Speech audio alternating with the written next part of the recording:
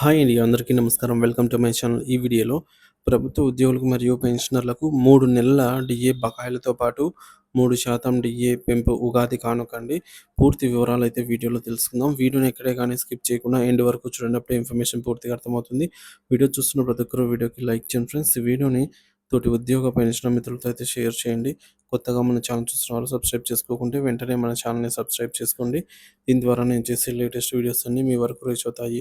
ఇక ఆలస్యం చేయకుండా వివరాల్లోకి అయితే వెళ్ళిపోదాము. ఫ్రెండ్స్, ఉద్యోగుల బకాయిలు చెల్లిస్తామని డిప్యూటీ సీఎం బట్టి విక్రమార్క తెలిపారు. శుక్రవారం సచివాలయంలో ఉద్యోగుల జాయింట్ కౌన్సిల్ జేఏసీ నేతలతో ఆయన భేటీ అయ్యారు. ఈ సందర్భంగా ఉద్యోగులకు పెండింగ్లో ఉన్నటువంటి బకాయిల చెల్లింపులు, ఇతర సమస్యల పరిష్కారంపై అయితే చర్చించారు. డిప్యూటీ సీఎం గారు చెప్పిన దాని ప్రకారంగా ప్రభుత్వ ఉద్యోగులకు వేతనాలు, ఇతర బకాయిల కోసం ప్రభుత్వం ప్రతి నెల 5,600 కోట్ల రూపాయలు విడుదల చేస్తోంది. అయితే ఉద్యోగుల మొత్తం 8,000 కోట్ల మేర పెండింగ్ బకాయిలైతే ఉన్నాయి. వీటిలో రిటైర్మెంట్ బెనిఫిట్స్, మెడికల్ బిల్లు, ఇతర పెండింగ్ బిల్స్ ఇవన్నీ కూడా ఉన్నాయి.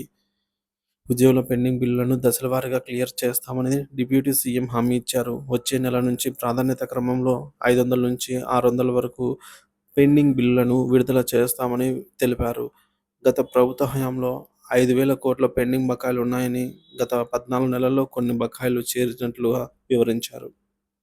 ఇప్పటికే 10,000 కోట్ల చెల్లింపులు. ప్రస్తుత ప్రభుత్వం అధికారంలోకి వచ్చినప్పటి నుంచి పాత, కొత్త బకాయిలను కలిపి ఇప్పటివరకు 10,000 కోట్లను విడుదల చేసినట్లు డిప్యూటీ సీఎం తెలిపారు. ఆర్థికంగా కొంత ఇబ్బందులు ఉన్నప్పటికీను ప్రతి నెల 1వ తేదీన ఉద్యోగుల జీతాలు క్రమం తప్పకుండా చెల్లిస్తున్నామనైతే స్పష్టం చేశారు. 13 లక్షల మంది ఉద్యోగుల కోసం చర్యలు.